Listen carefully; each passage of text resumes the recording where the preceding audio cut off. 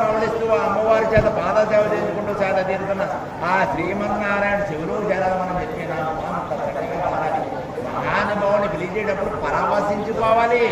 ఆయన పిలవడానికి పరితపించుకోవాలి ప్రతి ఒక్కరూ. ఎందుకంటే ఆయన ఇచ్చిన గొంతుతో ఆయన్ని పిలిచే భాగ్యం ఈ రోజు ఆయనే మనకు కల్పించాడు.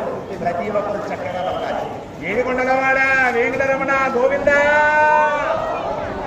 ఆపద్బాంధవ అనాథ రక్షక గోవింద గోవింద, శ్రీ భూ సమేత శ్రీ వెంకటేశ్వర గోవింద గోవింద, విష్ణు రూప విశాల హృదయ గోవింద గోవింద, కవచధర వైకుంఠపతి గోవింద గోవింద, లోకనాథుడ లక్ష్మీ వల్లభ గోవింద గోవింద, జ్ఞానప్రదాత జనార్దన రూప గోవింద గోవింద, గోవింద గోవింద, గోవింద గోవింద, గట్టిగా గోవింద, వచ్చే స్వరం వైకుంఠం చేరాలి.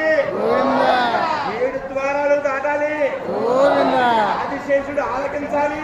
గోవింద, అమ్మవారు అర్థం చేసుకోవాలి. గోవింద, నారాయణ చెంతకు చేరాలి.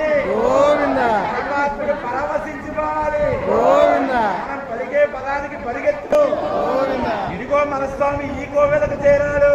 గోవింద, ఎర్రచందన స్వరూపుడిగా, గోవింద, 7 వారాల వెంకనగా గోవింద, మన కోసం వచ్చిన మన స్వామి కోసం గోవింద, మరొక్కసారి గోవింద, మరొక్కసారి గోవింద, ఒక్కసారి గోవింద.